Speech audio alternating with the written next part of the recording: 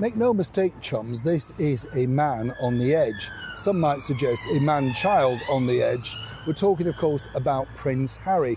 And what's interesting is how, well, it's all brought on by himself, but really now he's making it very public to the rest of the world as to just how difficult things have become for him over the last few weeks. I mean, do you agree that the institution is so important that it should run like a corporation?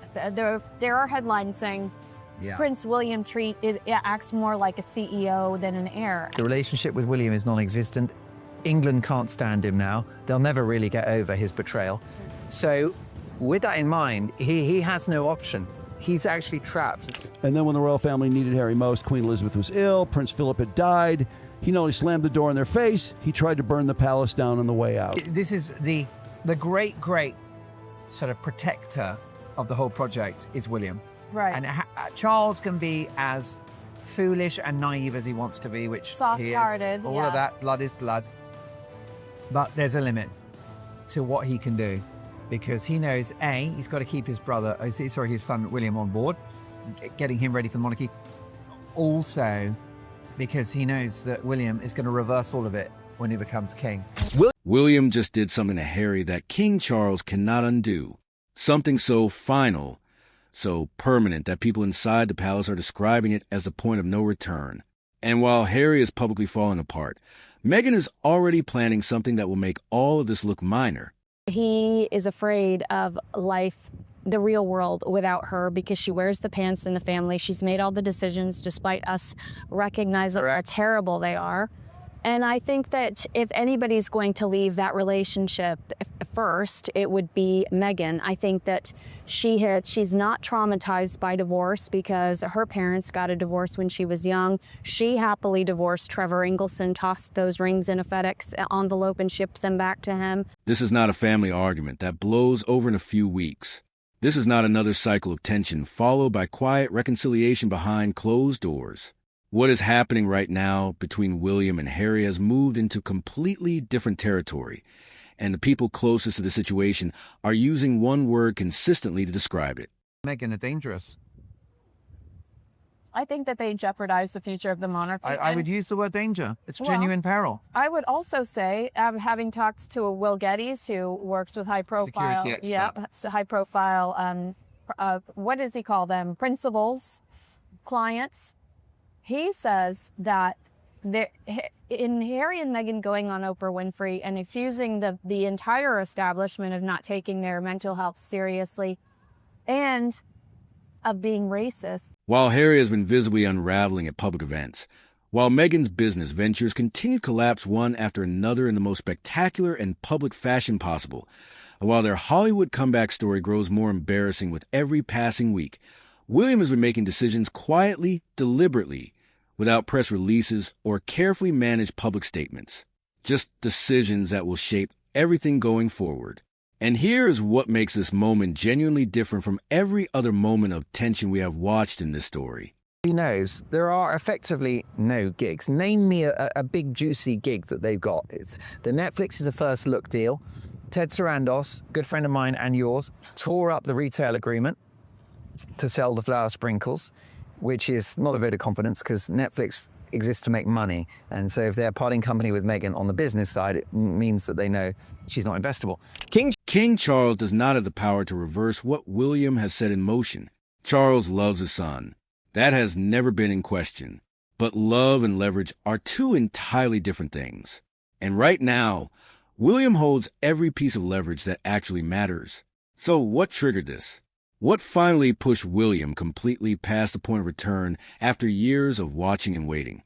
Predict, Kinsey, that there will be a slow, gradual royal return, but it won't be half in, half out.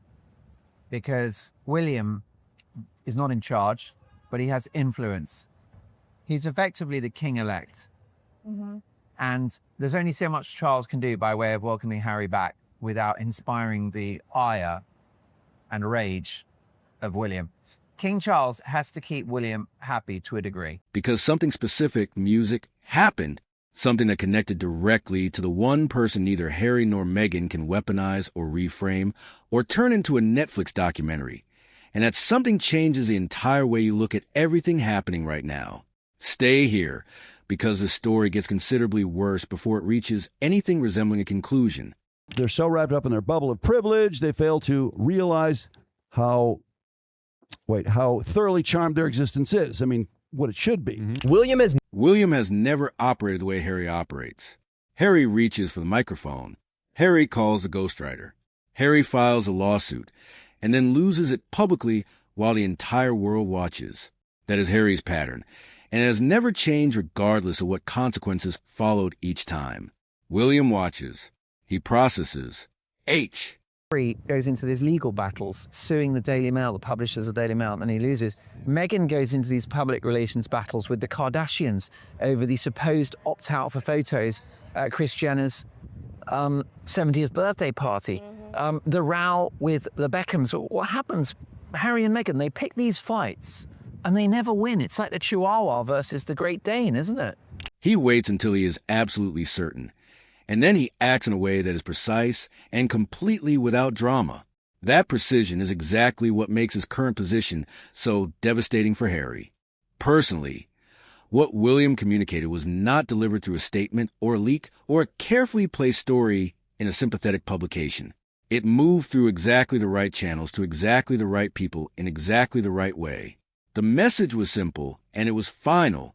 Do you agree that the institution is so important that it should run like a corporation? There are headlines saying Prince William acts more like a CEO than an heir. And what company would welcome somebody back with open arms that has jeopardized the privacy of that company, the private conversations, private instances, not just jeopardized it through the media, but monetized it, like made money off of it? There is no formal role for Harry going forward. Not part-time, not ceremonial, not a quiet presence at significant family moments. Nothing that could be photographed and turned into proof of rehabilitation and redemption. And the reasoning William offered was not personal anger. That is the part that should genuinely concern Harry more than anything else. Personal anger fades. Personal anger can be addressed with an apology or a conversation or a gesture of goodwill. What William expressed was institutional. Harry now to suddenly find that actually, not everything he touches is golden is a huge problem. The worst bit, which I pointed out also in a previous video, was the very direct slapback to Harry for his behaviour, the time wasting of the courts, of His Majesty's courts, indeed from the executive editor, Paul Dacre. He can't watch it. He is thinking about what Charlotte and Louis inherit. He is thinking about an institution that has survived centuries precisely because the people responsible for protecting it made hard decisions when hard decisions were necessary. Every single time Harry has been given ground, William watched the institution pay a price. Every accommodation became ammunition. Every private gesture became a public narrative. And then when the royal family needed Harry most, Queen Elizabeth was ill, Prince Philip had died. He not only slammed the door in their face, he tried to burn the palace down on the way out. Every attempt at quiet reconciliation became a story sold to a publisher or a streaming platform or a sympathetic journalist. William learned this lesson completely, and he made sure King Charles understood that he had learned it. Charles is not powerless because he does not care. Charles is powerless because William is right. And somewhere beneath all his hope for peace and his genuine fatherly love, Charles knows that too. Harry is. Harry is all in with Meg's, partly because he's painted himself into a corner, burned his bridges with his family. The relationship with William is non-existent. England can't stand him now. They'll never really get over his betrayal. So with that in mind, he has no option. He's actually trapped, and that's why it's a strong language, but it has parallels with a domestic abuse setting. Now, here is where the story becomes something that goes far beyond palace politics and royal family drama. Queen Elizabeth gave 70 years to crown. 70 years of showing up without complaint, regardless of what was happening privately, through the breakdown of her children's marriages, through scandals that would have permanently destroyed most public figures. William recognized that Diana wasn't perfect and that there were problems with her. I think who had the biggest influence on him was Queen Elizabeth, those weekends and Oh, walking yeah. to She was a Eton. rock for him. Yeah. He loved having tea with Granny. Through grief and loss in the way of an institution that never stops demanding more. She showed up every single time because she understood that the role was bigger than her personal feelings about any of Definitely it. half in, half out, which is a Yes. betrayal of the Queen's original deal, Queen Elizabeth. Secondly, getting help from Harry and Meghan and the royal family is like a hen house getting help from a fox. In her final months, she was dying. Bone cancer, the kind of relentless physical suffering that is genuinely difficult to contemplate. And there were moments in those final months where she wanted to see Harry, where that possibility existed, and then disappear behind conditions and negotiations and complications that had absolutely no business existing when a grandmother was simply dying and wanted her grandson nearby. Meghan is transactional. It's what you can do for her, and when you're no longer of value to her, she ghosts you. And you know, so I would say proceed with caution if you want to pursue a relationship with her. She went to her grave with racist accusations still attached to her family's name. Accusations that Harry and Meghan broadcast to the world through the Oprah interview. Accusations they partially walked back 24 hours later with a phrase unconscious bias. But The reason is, it doesn't make sense because it wasn't true. There was, in my opinion, no royal racist. Why did the couple instantly change their story 24 hours after the Oprah interview and say, we meant unconscious bias? Yeah. Already they were on the slippery slope. And let's not forget, our mutual friend Oprah Winfrey has now disowned that interview, so it's no longer an historic document. William stood at that funeral. He carried that grief privately, the way he carries everything private. He watched a woman who had been the steadiest presence in his entire life be buried while her legacy was still clouded by something her own grandson helped create for the purpose of generating a more commercially compelling narrative. People genuinely close to William say that is the real moment, not Spare, not the Oprah interview as a single event. It was standing at that funeral and understanding with absolute clarity that his grandmother deserved better than what the last years of her life delivered. She makes fun of the curtsy in the documentary, which really offended a lot of people. Yeah. Like she's really slamming the Queen. Yeah. And years of really stupid tradition. But I mean, it's still years that they mean something to them. And Harry's sitting right next to her when she's doing that, or he's sitting nearby, and he doesn't quite laugh as hard as she does, or if at all. God. And so, you know, the Oprah interview is another one. Harry could have stopped that. And that interview is so embarrassing. Oprah has completely disassociated from it. It's not on her site. You cannot find it through Oprah. You can find CBS. And that if he did not make a permanent decision, the institution she devoted her entire existence to protecting would keep paying the same price indefinitely. Here is what transformed William's decision from emotional to completely rational. Because if you examine the full pattern of relationships destroyed since Harry and Meghan arrived in America with their promises of a new chapter, it tells one very specific and consistent story. Martha Stewart built her empire from nothing, lost everything when she went to federal prison. She truly is such a pop culture icon. She's not, and she is a connoisseur in the space you just mentioned when it comes to being a lifestyle guru, cooking in the kitchen, having the right kind of home and home decor.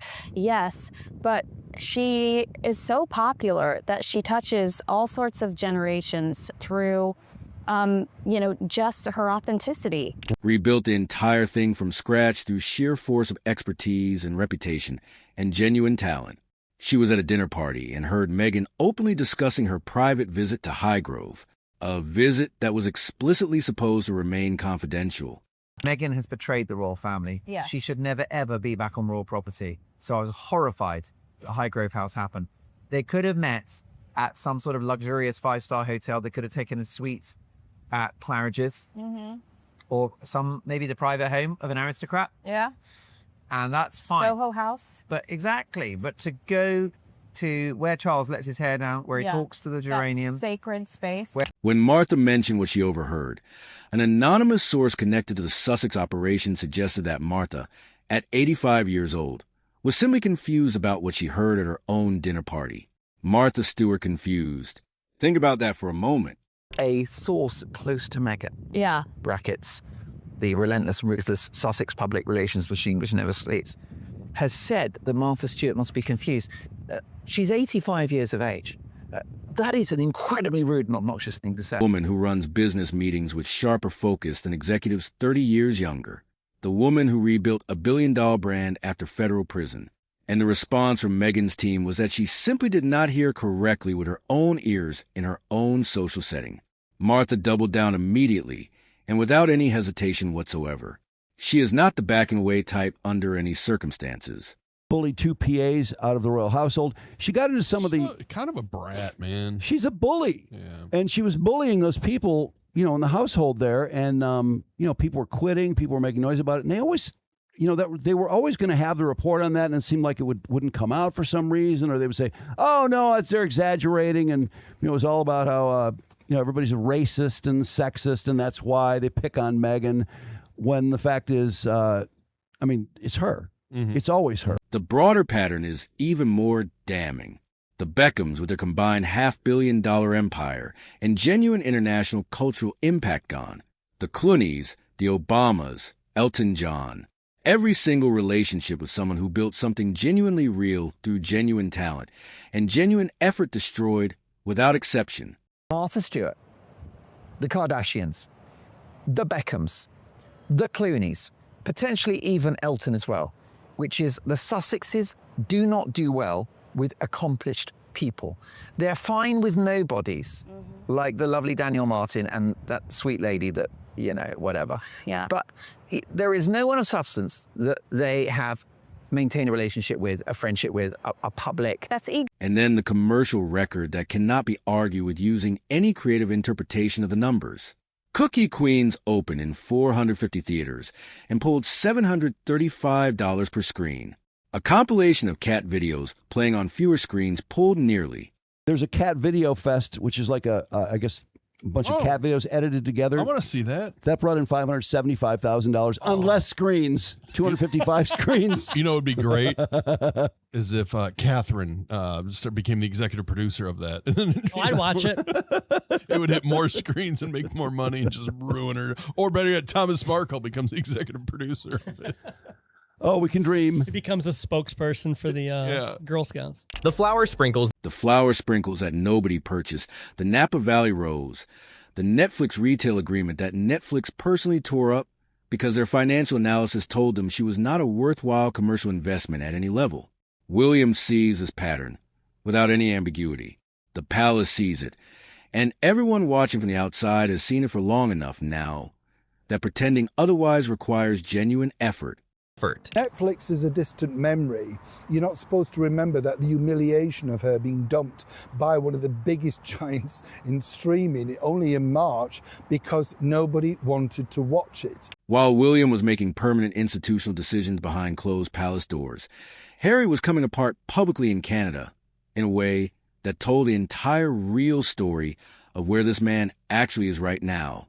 The David Foster Foundation Gala was supposed to be a visibility moment, a red carpet appearance, a charity event with wealthy donors, and the kind of Hollywood connections the Sussex operation desperately needs at this particular stage of their financial situation.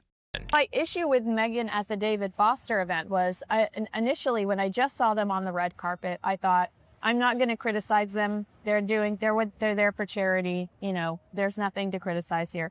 But then when I saw the behind-the-scenes video of Meghan looking over her shoulder, making sure whoever was recording her, and I realized she was just there for Meghan. An opportunity to project relevance and control. A young British singer named Sydney Christmas performed for the room. She sang Tomorrow from the musical Annie, a song about holding on when everything feels impossible, about believing something better is coming, even when the evidence for that belief is genuinely hard to find. Harry did not simply appreciate the performance. He was in tears. Harry wasn't just emotional, he was in tears. Markle, oblivious, too busy dancing to Adam Levine, doesn't want to deal with trauma, structure, depression around her. As far as she's concerned, the show goes on. Harry was in a very difficult state. In a room full of people he needs to impress, surrounded by potential business connections and charitable donors, he was openly weeping in a way that everyone present noticed and nobody could pretend was subtle.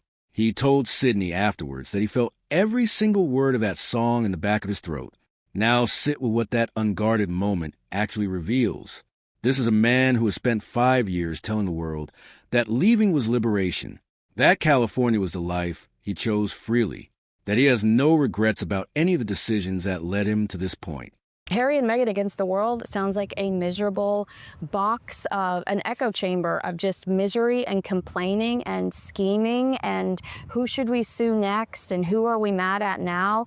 You know, you do hope that they have an escape out there. So I'm not against them having genuine friendships, but I've stole this line from you, and I'll continue to. Meghan is transactional. And a song about hoping tomorrow will be better than today broke him completely in public.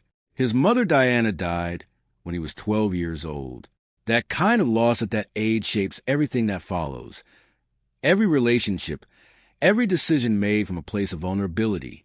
I think that he has a mother-shaped hole inside him, and I think that he will always need it filled, and Meghan will always provide that role. Plus, in practical terms, she's the one that sends the emails, she's the hustler, she's out trying to get the deals going. So he's afraid to leave that relationship, both emotionally and in practical terms. Where would he live?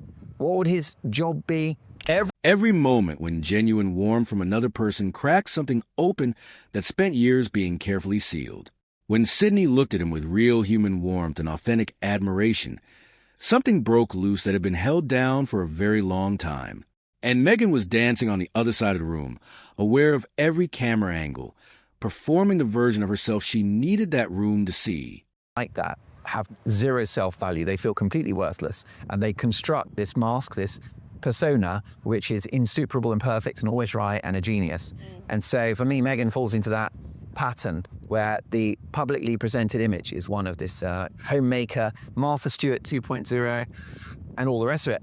But deep down, you know, what allows her to get involved in this fight with Martha Stewart? A knowledge that what she has and what she's doing is worthless. Completely unaware of or completely indifferent to what was happening with her husband across that same space. That single image contains more truth about this marriage than any interview either of them has ever given. Harry was giving an enthusiastic hug to someone, and they were like, oh, look at Harry. Wow, he looks happy. And actually, the only time he does look happy is when he's not with her, and he's in the UK.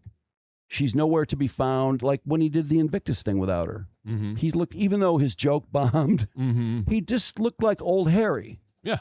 Because he used to be kind of fun. Because she wasn't with him, bossing him around, telling him what to do. Here's a part of the story that deserves genuine personal outrage from every single person watching. A retired American law enforcement officer spoke publicly about her experience applying for dual citizenship, decades of dedicated public service, distinguished career, an application process that cost her $65,000, required years of intensive documentation, and demanded a completely spotless personal record throughout. Her words were precise. She had to be squeaky clean to even be considered for the process. Youngest son, Charlie, he actually lives and works in New York. He went over there 5 years ago, and it took him, I think, 2 years to get a visa granted. And that's what he's being sponsored with a large company with offices in America to go over there. Probably 2 years to get the visa process sorted out and to get his visa. He's recently come back 3-4 years later because that had to be renewed. So he has to come back to the UK, go to the American embassy, the consulate in London, make appointments, go through more form filling in, everything else to get that renewed. So it's very difficult to imagine that Prince Harry would have gone through the same process. I think something would have been fast-tracked for. Amy Winehouse was denied entry to the United States because of documented drug use. Kate Moss faced the same consequence at the border. People with extraordinary talent and genuine international fame went through the standard process and faced standard consequences when their answers to standard questions were complicated. Harry wrote in Spare, a book for which he received an enormous publishing advance, about using cocaine. Would they give somebody any sort of special entry into the country? About taking magic mushrooms at a celebrity home in California. About using ayahuasca as a therapeutic tool. He did not share this quietly or with any regret. He published it globally for significant personal financial profit and then did interviews about it. 18 documents directly related to Harry's visa status are currently being withheld in their entirety by the U.S. State Department. We know that goes on. You know, in the UK, if the government has something embarrassing that it's got to tell the British public, it will be released on the last day of Parliament or on a day when there's even more significant news that happens. So some news will bury the other news, you know, and that happens all the time. So we know that things will be hidden, and we'll see that in the States where information is not given. You know, look at the Epstein files. I mean, they've just been drip, drip, drip forever, and people just get bored of, I'm fed up of hearing about it. It's the same old stuff. Why can't they just release them? Not partially visible with redacted sections, hidden completely, another 289 documents remain under active review. Nearly 2,500 pages of material that the American public is simply not allowed to see. The official position is that this is standard privacy protection, normal procedure, nothing unusual worth examining. The US State Department has processed 18 documents and withheld all 18 documents. Now that by itself seems suspicious. There's another 289 documents under review. In total, there's almost 2,500 pages on him that we have still not seen. Nothing. Now, one might think, well, that surely is suspicious. Is that some kind of cover-up? The State Department will say, well, no, that's normal because under the Immigration and Nationality Act, then that has to be kept confidential. But if you or anyone you know admitted in a globally published book to everything Harry admitted to, would a judge determine your privacy outweighed the public right to information? Would 18 documents about your visa application be sealed completely from view? There is a waiver available exclusively to people of foreign relations significance, a quiet mechanism where someone with sufficient authority makes a decision, and the rules that apply to everyone else stop applying entirely. Harry moved through that process because he is the king's son, and the king's son has never used the same door as the rest of us. He would argue that as the king's son, he should qualify for that waiver because it has a foreign relation significance. And I don't think anybody could object to that. It would seem remarkable that the American authorities would kick out the king's son. It would be a diplomatic relation catastrophe. I mean, it's just never going to happen. But I think this is why I always drill down on the point. The protection that comes with being listed on the royal website is priceless. Here's what makes everything you have heard dramatically worse for Harry specifically. While he falls apart publicly in Canada, while William permanently locks every institutional door, while the visa situation creates a cloud that will not lift, while every commercial venture collapses, and the money moves steadily towards zero, Meghan is not in crisis. Meghan, as I've often said to you chums, is oblivious to what's going round around her. You know, in her mind, it's everybody else's fault, for instance, why As Ever is not working. Because, you know, she's tried her best, she's put it out there, she put everything online, she got back to Instagram. She can't see what the problem is. Meghan is in preparation. Those two states of being are not remotely similar. The tell-all book is coming, not Harry's version, Meghan's. And unlike Spare, which was emotionally reactive and ultimately self-defeating in almost every measurable way, this one is being approached as a clean business transaction. The timing is being managed carefully. The narrative is being constructed deliberately. Was Markle Jr., who I think is a big personality. He's a character. He has no great affection for his half-sister, Matt. Well, and that's because of the way she's treated him. I think before all of this, he loved her dearly. Yeah, of course. Well, she was the little princess of the whole family. She 100%. was the baby, and she was doted upon by Samantha and by both Thomases. And Doria, when Doria was there. Which had another conversation. But the interesting thing is that if you listen to Thomas Markle Jr. about his sister, and you have to take some with a pinch of salt because he's got an axe to grind. He's really, really angry with her. He's bitter. Look what he went through as his father was battling for his life in a Philippines intensive care unit. Harry will not see it clearly until it's already far too late for anything he does to change the outcome. Look at what she has already built without Harry prominently in the frame. Her birthday content. Her Instagram presents As Ever as a concept regardless of its commercial performance. She is constructing an independent identity that does not require him to function.